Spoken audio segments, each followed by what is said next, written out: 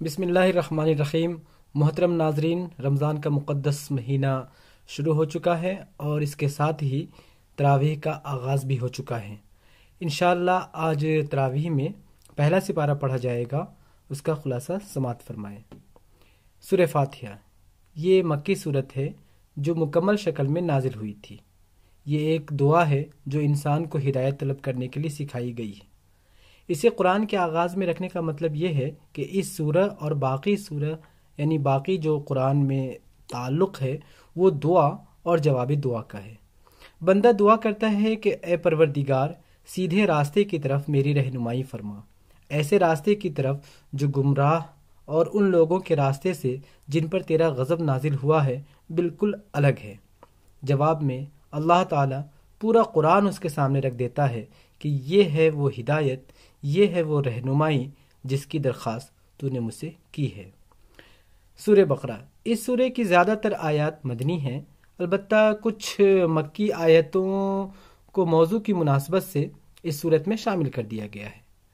مکہ میں قرآن کے مخاطب مشرکین تھے، لیکن مدینہ ہجرت کرنے کے بعد مسلمانوں کو دو طرح کے لوگوں کے ساتھ سابقہ پیش آیا، ایک منافقین اور دوسرے یہود۔ مدینہ پہنچ کر منافقوں کی کئی قسمیں ابھر آئیں، ان میں انہی لوگوں پر یعنی انہی منافقین پر تبصرہ کرتے ہوئے ان کے نفاق کی صفت کو اس سورہ میں ایک مرض قرار دیا گیا ہے۔ یہ بیماری جس کو لگ جاتی ہے وہ بڑھتی ہی چلی جاتی ہے، یہ بیماری جھوٹ پر قائم ہوتی ہے، لیکن اصلاح کی آڑ میں فساد پھیلانا اس کا مقصد ہوتا ہے۔ اسی لیے منافقین کے لیے دردناک سزا رکھ دی گئی ہے۔ ان کی حالت پر تبصرہ کرتے ہوئے اور ان کی حماقت اور بے وقوفی کو بتاتے ہوئے مثال دی گئی ہے کہ جس طرح زوردار بارش اور اندھیرے کی گھٹا میں بجلی کے کڑاکے سن کر کوئی شخص اپنے کانوں میں انگلیاں ٹھوس لے اور اس غلط فہمی میں مبتلا ہو جائے کہ وہ ہلاکت سے بچ گیا، اسی طرح منافقین نے بھی سمجھ رکھا ہے کہ وہ بھی اس دردناک عذاب سے بچے ہوئے ہیں۔ یہود توحید، رسالت، وحی، آخرت اور ملائکہ کے اسی طرح قائل تھے جس طرح مسلمان تھے، یعنی مسلمان جس طرح ان چیزوں کے قائل تھے، توحید، رسالت، آخرت کے، ٹھیک اسی طرح یہود بھی قائل تھے، اور اصولاً ان کا دین بھی یعنی یہود کا دین بھی وہی اسلام تھا جسے حضرت محمد صلی اللہ علیہ وسلم لے کر آئے تھے، لیکن صدیوں کی بگاڑ کے نتیجے میں انہوں نے اس دین کو بالکل بدل دیا تھا اور خود بھی مسلم کے بجائے محض یہودی بن کر رہ گئے تھے۔ اللہ کے دین کو انہوں نے صرف بنی اسرائیل کی آبائی وراثت بنا کر رکھا تھا اور یہ سمجھ رہے تھے کہ گویا یہ کی وراثت ہے جو ہمیں ایک کے بعد دیگرے ہم پر چلی آ رہی ہیں، حالانکہ یہ وراثت کی بات نہیں تھی۔ اس سورہ میں یہود کی تاریخ اور ان کی اخلاقی مذہبی حالت کو بیان کرتے ہوئے اس پر تنقید کی گئی ہے کہ اس ضمن میں اللہ کی جانب سے ان پر نازل کی جانے والی نعمتیں یاد دلا کر ان سے کہا جا رہا ہے کہ تم اپنے کیے ہوئے وعدوں کو پورا کرو، صرف اللہ سے ڈرو، جو کچھ اللہ کی جانب سے نازل کیا جا رہا ہے اس کی تصدیق کرو، اگر ایسا نہ کرو کہ اس کا انکار کرنے والے سب سے پہلے تم ہی بن جاؤ۔ جانتے بوجھتے حق کو چھپانے کی کوشش نہ کرو۔ لیکن یہود نے اس نصیحت پر کوئی توجہ نہیں کی، انہوں نے بالکل بھی کوئی اسے قابل اعتنا نہ سمجھا، اور پھر انہیں یاد دلایا گیا کہ دنیا کی ساری قوموں پر انہیں فضیلت دی گئی تھی۔ یہ بھی یاد دلایا گیا کہ انہیں فرعون کی غلامی سے نجات بخشی گئی جو ان کے لڑکوں کو ذبح کر دیا کرتا تھا۔ انہیں یہ بھی یاد دلایا گیا کہ سمندر کو پھاڑ کر ان کے لیے راستہ بنایا گیا جس سے گزر کر وہ فرعون کی پہنچ سے بچ گئے، لیکن اس کے بدلے میں انہوں نے جو کچھ کیا وہ بھی انہیں یاد دلایا گیا کہ جب ہم نے موسیٰ علیہ السلام کو 40 شبانہ روز کی قرارداد پر بلایا تھا، اس کے پیچھے تم بچڑے کو اپنا معبود بنا بیٹھے۔ فرمایا مگر اس پر بھی ہم نے تمہیں معاف کر دیا کہ شاید اب شکر گزار بنو۔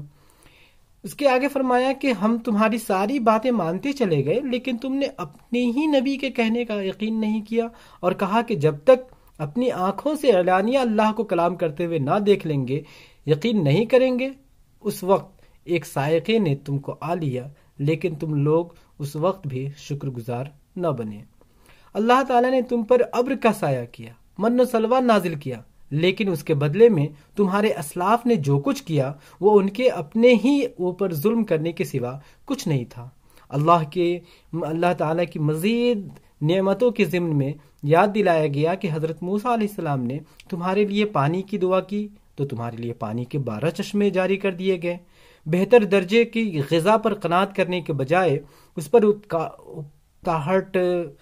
کا اظہار کرنے لگے تو حضرت موسیٰ علیہ السلام کے کہنے پر تمہارے لیے تمہاری من پسند غذا نازل کر دی گئی، لیکن اس کے بدلے میں یہود نے کس رویے کا مظاہرہ کیا، ان تمام نعمتوں کا حق کس طرح ادا کیا، اس کا ذکر کرتے ہوئے فرمایا گیا کہ ان سے اللہ کی کتاب کو مضبوطی سے پکڑنے کا اور اس کی تعلیمات و ہدایات کو یاد رکھنے کا عہد لیا گیا تھا، لیکن وہ اس عہد سے پھر گئے۔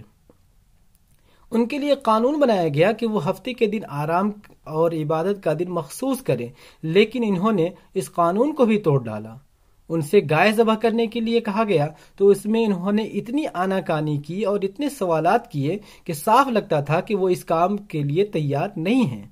یہود کی مذہبی و اخلاقی حالت کو بیان کرنے کے بعد اللہ تعالیٰ ان کے بارے میں اپنا فیصلہ یوں صادر فرماتا ہے، ایسی نشانیاں دیکھنے کے بعد بھی آخرکار تمہارے دل پتھر سے بھی زیادہ سخت ہو گئے، کیونکہ پتھروں میں سے تو کوئی ایسا بھی ہوتا ہے جس میں سے چشمے پھوٹ بہتے ہیں، کوئی پتھر پھٹ جاتا ہے اور اس میں سے پانی نکل آتا ہے، اور کوئی خدا کے خوف سے لرز اٹھتا ہے، لرز کر گر جاتا ہے، لیکن تمہارے دل ایسے ہو گئے ہیں کہ اس میں خیر کے لیے اب کوئی جگہ ہی نہیں، اب کوئی جگہ باقی نہیں رہی، کوئی خیر کی کوئی جگہ ہی نہیں ہے۔ اس کے بعد مسلمانوں کو مخاطب کرتے ہوئے فرمایا کہ کیا تم ان لوگوں سے یہ توقع رکھتے ہو کہ یہ تمہاری دعوت پر ایمان لے آئیں گے؟ یعنی جس قوم کی پوری تاریخ ایسی ہی حرکتوں سے عبارت ہو کہ وہ اللہ کا کلام سن کر اور خوب سمجھ بوجھ کر بھی اس میں جان بوجھ کر تحریف کرتے رہے، وہ کیسے تمہاری دعوت پر ایمان لے آئیں گے؟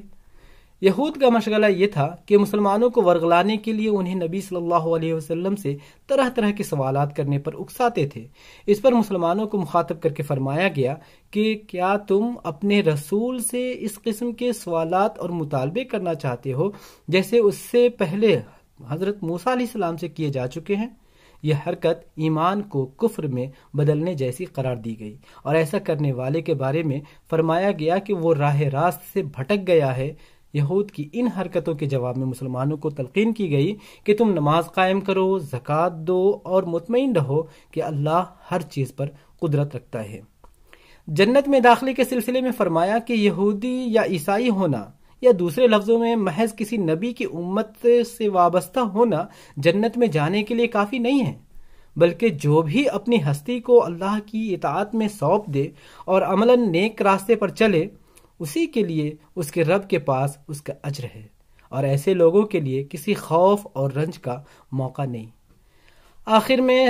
یہود نصارہ کو یہ بات واضح انداز میں بتا دی گئی کہ ابراہیم علیہ السلام جن سے تم کو نسبت ہے، انہوں نے خود اس خانہ کعبہ کی تعمیر کی تھی، اور ان کا دین بھی یہودیت یا نصرانیت نہیں بلکہ اسلام تھا۔ انہوں نے ہی اللہ سے ایک امت مسلمہ بنانے کی اور اس کے درمیان ایک رسول بھیجنے کی دعا کی تھی۔ حضرت محمد صلی اللہ علیہ وسلم کی نبوت کے اعلان سے آج وہ امت مسلمہ وجود میں آ چکی ہے، اور اس کا قبلہ وہی خانہ کعبہ قرار پایا ہے۔ ابراہیم علیہ السلام کی دعا سے وجود میں آنے والی اس امت سے نفرت وہی کر سکتا ہے جو احمق اور جاہل ہو۔ بنی اسرائیل سے منصب امامت چھین کر اس امت کو اس منصب پر فائز کرنے کے بعد اسے ہدایت دی گئی کہ اس ذمہ داری کا بوجھ اٹھانے کے لیے صبر اور نماز سے مدد حاصل کرے۔ انشاءاللہ دوسرے سپارے کا خلاصہ کل پیش کیا جائے گا۔ آپ اسی طرح ہماری اس چینل پر ہر روز خلاصہ سماعت فرمائیں گے، تو ہم سے جڑے رہیں اور اللہ تعالیٰ سے دعا کریں کہ اللہ تعالیٰ ہم سب کو حسن عمل کی توفیق دے اور رمضان المبارک سے بھرپور استفادے کی توفیق عطا فرمائے۔ آمین۔ وآخر دعوانا ان الحمدللہ رب العالمین۔